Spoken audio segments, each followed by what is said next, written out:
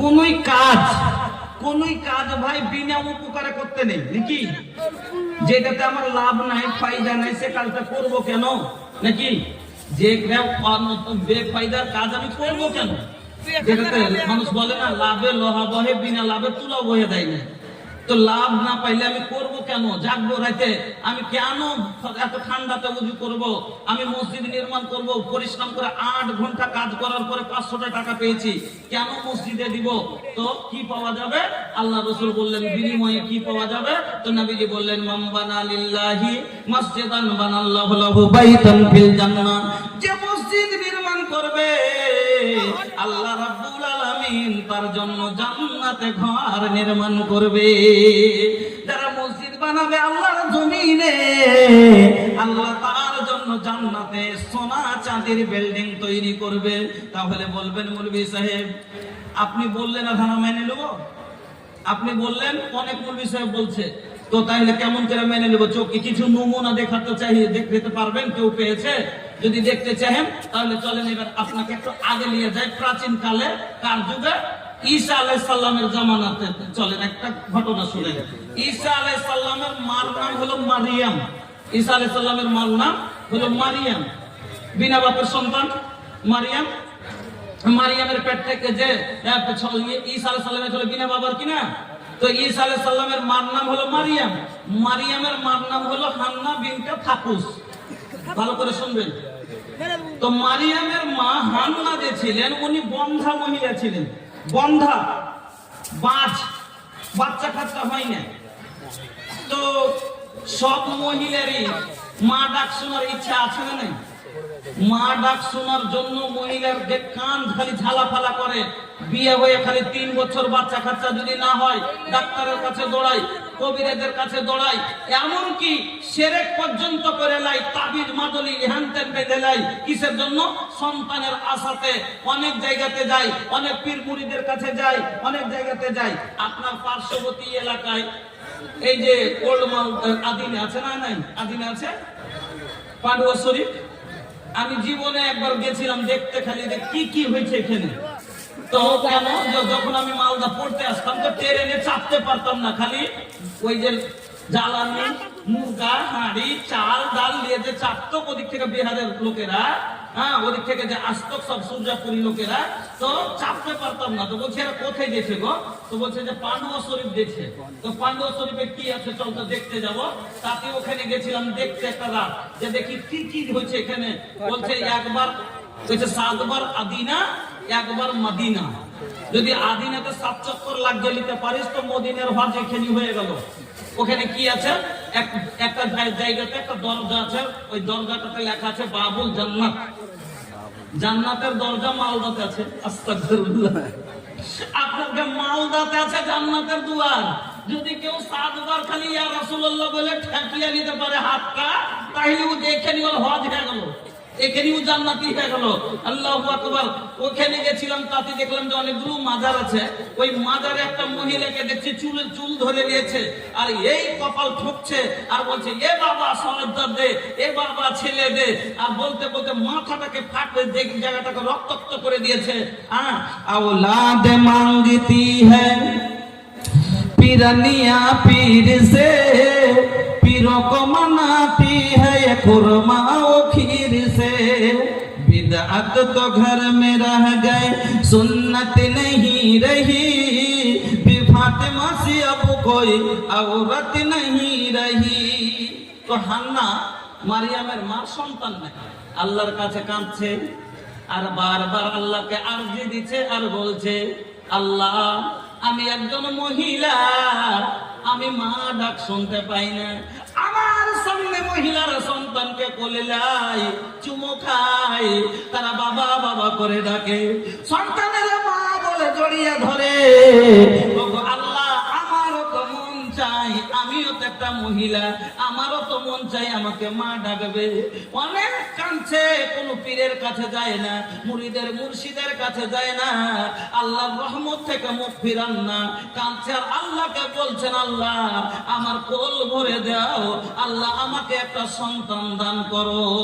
অনেক কান্নার পরে আল্লাহর দয়া হয়ে গেল। এবার মারিয়ামের মার পেটে, হান্নার পেটে আল্লাহ রাব্বুল আলামিন সন্তান দিলেন।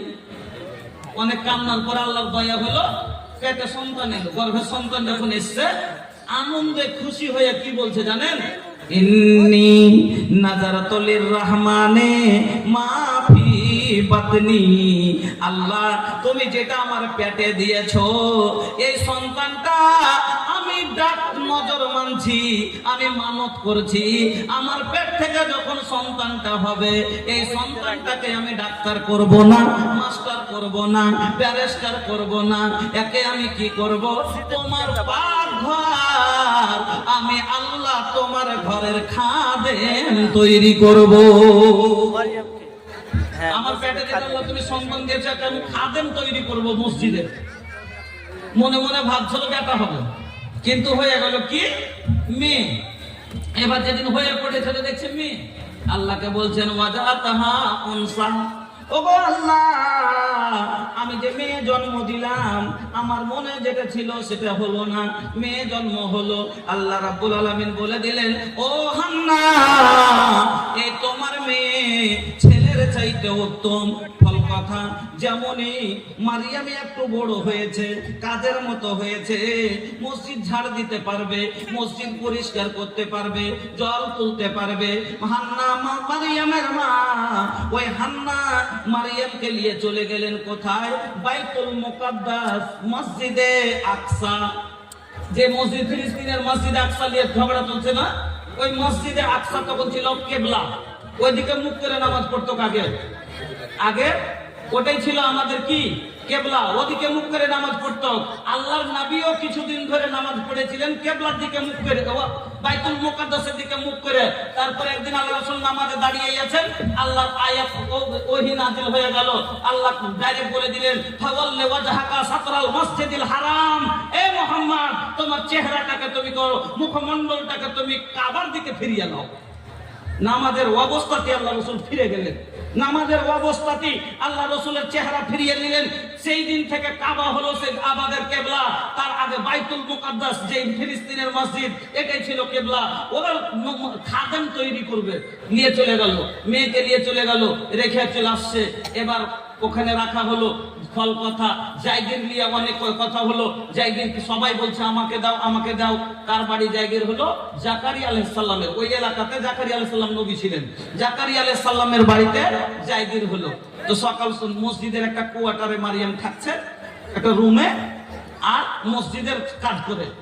এবার সকালে খাবার দিতে যান, রাত্রে খাবার দিতে যান, টিফিন নিয়ে যখন খেতে দিতে যাচ্ছেন, একদিন ঘরে যদি ঢুকছেন মারিয়ামের ঘরে, কে? জাকারিয়া আলাইহিস সালাম। তো দেখছেন যে এমন এমন ফল রাখা আছে ঘরে, যে ফলটা মার্কেটে বাজারে কোথাও পাওয়া যাবে না, দেখতেই পাওয়া যায় না, কোনো বাগানে কোনো গাছে ধরে নাই। এমন ফল, মানে বেমৌসুম ফল। ওই মৌসুমে ওই সময়তে এই ফল হয় না। অবাক লাগবে কি লাগবে না? এখন যদি কাউরির ঘরে আপনি দেখেন এই বড় বড় মালদো ল্যাংড়া আম খাওয়া আছে করে লাল লাল, আপনি অবাকে বলবেন না, কুণ্ঠে পালি হে এ সময়তে এত সুন্দর ল্যাংড়া আম, বলবেন কিনা? তো জাকারিয়া আলাইহিস সালাম দেখছেন যে এমন ফল যা দুনিয়ার কোনো বাগানই নাই, এরকম ফল। অবাক হয়ে জিজ্ঞাসা করছেন মারিয়ামকে, কি বলছেন? ইয়া মারিয়ামু আন্না লাকি হাদা।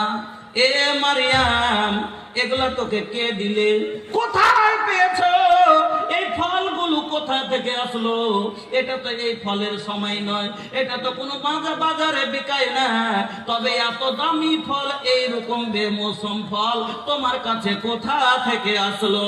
মারিয়াম উত্তর দিলেন, ক্বালাত, মারিয়াম উত্তর দিচ্ছেন, হুয়া মিন ইনদিল্লাহ। কোরআনে লেখা আছে, কি বলছেন? ও খালুজান, এই ফলগুলো যে আপনি দেখছেন, এগুলো কোনো রাজার বাড়ি থেকে আসেনি, মহারাজার বাড়ি থেকে আসেনি, ডাইরেক্ট হুয়া মিন ইনদিল্লাহ, আমার আল্লাহর কাছ থেকে এসেছে।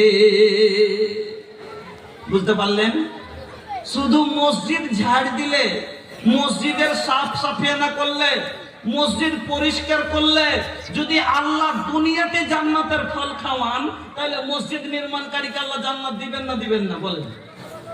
যারা টাকা এত টাকা দিয়ে মসজিদ নির্মাণ করে, তাকে আল্লাহ জান্নাত দিবে না দিবে না? বলে। বিশ্বাস হলো কিনা? যে মসজিদ সাফ করনে ওয়ালার যদি এত বড় সম্মান হয়, মসজিদ তৈরি করনে ওয়ালার সম্মান কত বড় হতে পারে। চলেন এক মিনিট একটা মাত্র হাদিস শুনেন। আল্লাহ রাসূলের জামানায় একজন মহিলা ছিল, কালো মহিলা। তো মসজিদে আসতেন ঝাড় দিতে, আল্লাহ রাসূলের মসজিদে পরিষ্কার করতে আসতেন, কি করতেন, সাফ ঝাড় টাড় দিতেন। এবার কয়েকদিন হয়ে যে চার মহিলা আসে না। আল্লাহ রাসূল বলছেন যে কি ব্যাপার গো, ওই যে মেয়েটা আসতো পরিষ্কার করতে মসজিদ, তার আসে না কেন? সাহাবায়ে কেরাম বলছেন ইয়া রাসূলুল্লাহ, ওই মহিলা মারা গেছে। কি মহিলা মারা গেছে? তবে তোমরা আমাকে কেন জানালে না? সাহাবায়ে কেরাম মনে করছে কি আর জানাবে, ঝাড়ু দাননি। এটা কোনো বড় লোক সম্মানিত লোক যদি হয়তো আর বেশি লোককে জানাজানি হয়, কি হয় না। কিন্তু গ্রামের যদি একটা গরিব লোক মারা যায়, তত লোককে কি জানকারি দেওয়া যায়? যায় না। কিন্তু এমএলএ সাহেব মরেছে, গোটাই মালদা জেলা থেকে সবাই জমা হয়ে যাবে, হয় কি হয় না। তবে গরিব মহিলা, ফকিরনি মহিলা, ঝাড়ুদারনি মহিলা মরেছে, কাকে জানাবে? কাউকে জানাজানি নাই। সাহাবায়ে কেরাম যে নিজেই দফন করে দিয়েছেন, দফন করে চলে এসেছেন। আল্লাহ রাসূল জানেন না। আল্লাহ রাসূল বলছেন কি ব্যাপার, মহিলাকে কই? কইছে মারা গেছে। দফন কখন? না তো অমুক দিন। তো দফন কখন? কইছে আমরা হয়ে গেছে, করে দিয়েছি। আল্লাহর নবী বলছেন চলো ওই মহিলার কবরের কাছে আমাকে নিয়ে চলো, ওই মহিলার কবরের কাছে আমি যাব। বিশ্ব নবী মুহাম্মদুর রাসূলুল্লাহ। এ ভাইয়া, আরে হিনে বাহুতে জায়গা খালি বাহু, আপনি এদিকে অনেক জায়গা ফাঁকা আছে, আপনারা চলে আসেন, এদিকে আসেন, এই সাইড দিয়ে চলে আসেন, আমার আগে দিয়ে চলে আসেন ভাই, আল্লাহর ওয়াস্তে চলে আসেন। মসজিদের জন্য আল্লাহর ওয়াস্তে দ্বীনের খাতিরে আপনারা চলে আসেন। তো বলছিলাম কি যে এই মহিলা, আল্লাহ রাসূল প্রথম মহিলা যাকে দফন যাওয়ার পরে, যার কবরের কাছে গিয়ে আমার নবী তার জন্য জানাজার নামাজ পড়েছেন। পড়েন আলহামদুলিল্লাহ। বলেন, চিন্তা করেন যে একজন ঝাড়ুদারনি, তার জন্য নবী কত তার ফজিলত, যে তাকে দফন দেওয়ার পরে, তার কবরকে দেওয়ার পরে নবী যে জানাজার নামাজ পড়েছেন। পড়েন আলহামদুলিল্লাহ।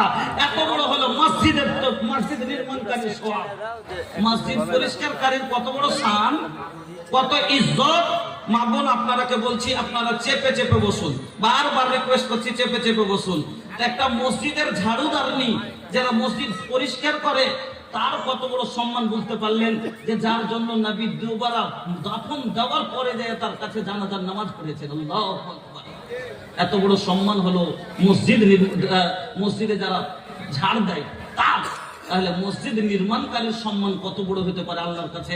এই জন্য আল্লাহ খুশি হয়ে কি করবেন, জান্নাতে ঘর তৈরি করবেন। তুই একটা কুড়ের সমান মসজিদ, একটা খড়ের মসজিদ, ইটের মসজিদ, মাটির মসজিদ যত শক্তি নির্মাণ করতে পারলে আমার আল্লাহ করবেন কি, হীরামণি মুক্তা দিয়ে, সোনা চাঁদি দিয়ে আপনার জন্য জান্নাতে ঘর নির্মাণ করবে।